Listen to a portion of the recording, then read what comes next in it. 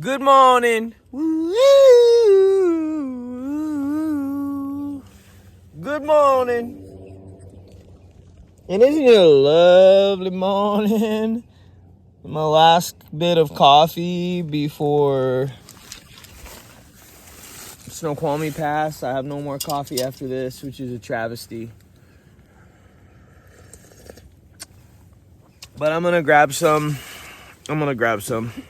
And I think I've got more in my resupply box that I sent to Snoqualmie, which is kind of messed because my food bag looks like this. And I've got a resupply box in Snoqualmie. So, we'll see. Electrolyte has to go into Issaquah to go to REI to get his Garmin that he lost in Bend that they shipped to Issaquah REI. They should have shipped to my mom's house, but they didn't. And so, God willing, it's there.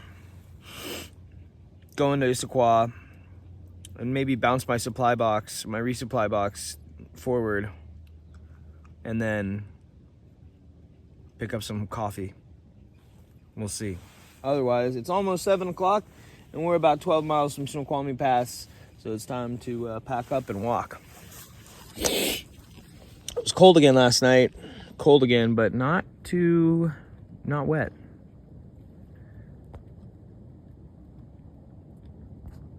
Jimmy, how you doing this morning? Fantastic. Wave to all of your fans.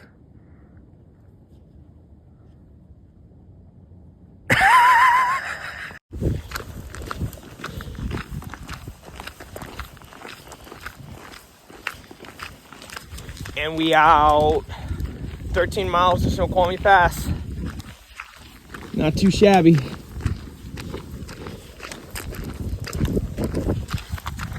.25, September 23rd, and it's Hot Take Tuesday. Spicy Take Tuesday. It's Spicy Take Tuesday, and I'm gonna start Spicy Take Tuesday off with some more scat talk. So on this road walk, we've seen so much toilet paper on the side of the road, blah, blah, blah. And it begs the topic to be brought up. Even recently, there's been trailheads that we've come to where there's toilet paper, there's trash, and you see the thru hikers commenting on far out amongst each other. Oh, it's so gross here. It's so gross there. People need to pick up their trash. Oh, come on. This is disgusting. Wow, leave no trace. LNT. And, not only thru hikers crap in the woods. And not only thru hikers, this is normal people. Normal, average, everyday people tend to litter at times, tend to not be that tidy when defecating in the backcountry. And with all of the bull that I have heard from so many thru hikers about, oh, you wipe with toilet paper? Oh, that person wipes with toilet paper? Oh, God, why are you carrying baby wipes? Bidet all the way. It's like, dude, you can take that and shove it up your derriere after it's properly lubricated from the use of your backcountry bidet. And, don't even get me started on the people who don't use anything to wipe, but maybe use their hand, my guy.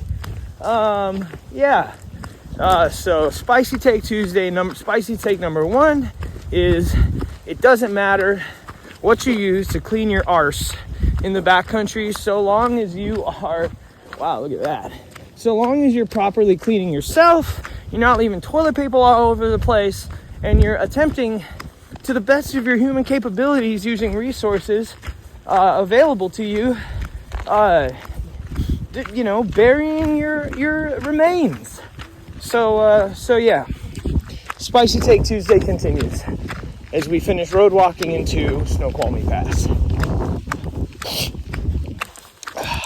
Let's play Gangster's Paradise by Coolio.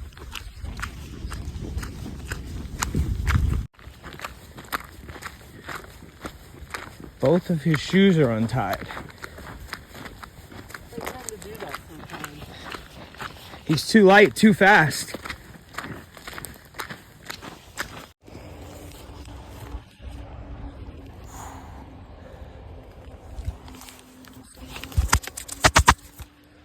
gonna stick my thumb out just to see.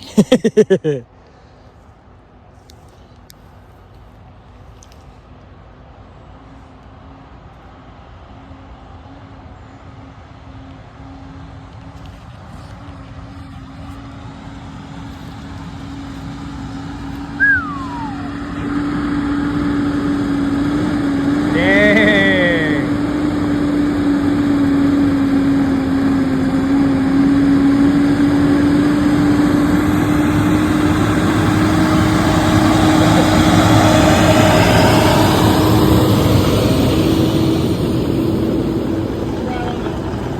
We could totally just run and jump on. Oh my gosh.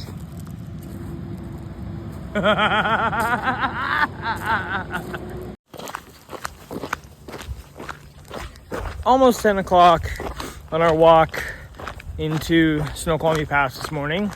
A bunch of logging trucks have been passing us, hauling ass up this road. We're almost intersecting the John Wayne Trail, which is a really popular walking, running, and mostly cycling trail here in Washington near Snoqualmie Pass. And we're just gonna basically walk that into Snoqualmie Pass. I just put Tiger Balm on my left foot. Got some pain in my outer left foot metatarsal. I've broken both my outer metatarsals before. Usually it happens when you roll your ankle. Actually, when I was like 20, I spent like the majority of a year in a knee-high walking boot because of a stress fracture from skateboarding that stemmed from a sprained ankle. There's a ligament that attaches a bunch of stuff down there to that outer metatarsal and the big heel bone. I don't know what it's all called, but when you pull it, sometimes it can break off a fragment of the bone there. And so, I think it's something I've learned out here early on. I would start to feel pains, and I'd wake up in the morning and get walking and maybe feel a pain. Oh yeah, that's a pretty nice campsite. Maybe feel a pain and then be like, oh no, am I injured? When really it's just like, nah, your shit's just worn out. Oh, here comes another one. No? Yes? I got enough for a while.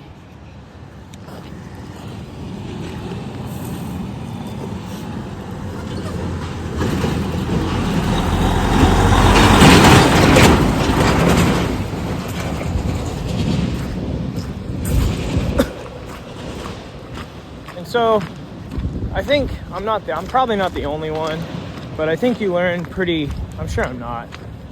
You learn pretty early on trail to just cope with the pains that develop on the regular.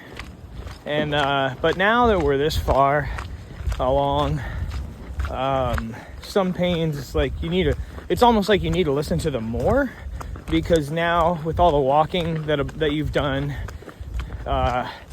your body's actually broken down in certain ways. And so trying to be cautious of that. Part of my ethos with hiking in sandals is that it strengthens your feet over the course of time, as opposed to wearing trail runners, which end up more and more providing the support that your feet can't, because you've worn your feet down and broken them down. I've heard of hikers that by the time they're in Northern Oregon and once they're into Washington, like feeling like they need new shoes more than they ever did before, for that reason. But I don't know, to each their own. Everybody's different. I am just trying to keep an eye on it. Maybe today with 13 miles into Snoqualmie, we chill for the rest of the day before sending it up into Section J, which is a notoriously rocky and rugged section. A lot of rock fields. So we'll see. We'll see how things go.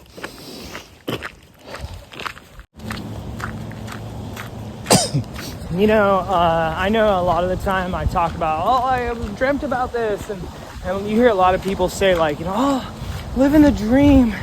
And a lot of people are out here hiking this trail because they've like dreamt about doing this for years or decades sometimes.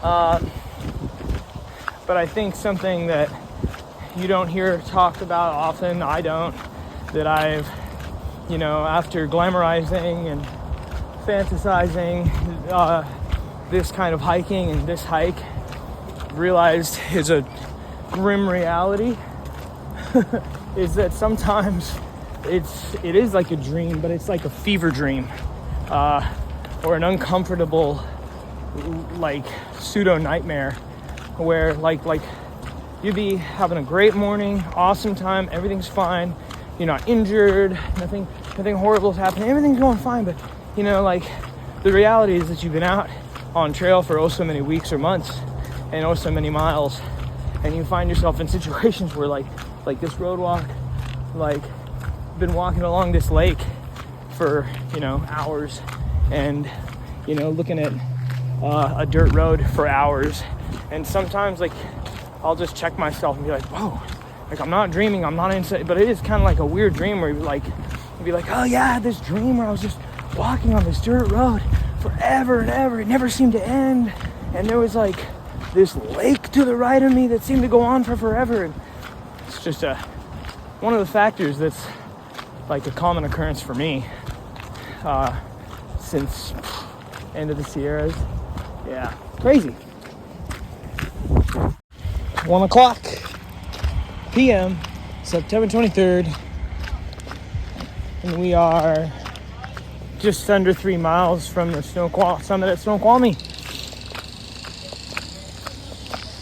It is so crazy to be rolling into Snoqualmie Pass from this angle. I've driven over this pass countless times in my life, and it's like so crazy. It's so crazy seeing it from this angle, man. In this fashion. It's like that. Civilization abounds. Holy shit. Excuse my French. You see that?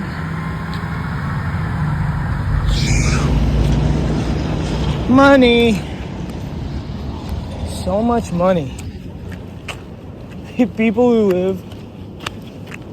live here have to have so much money. These are like second homes for people too. The summit of Snoqualmie.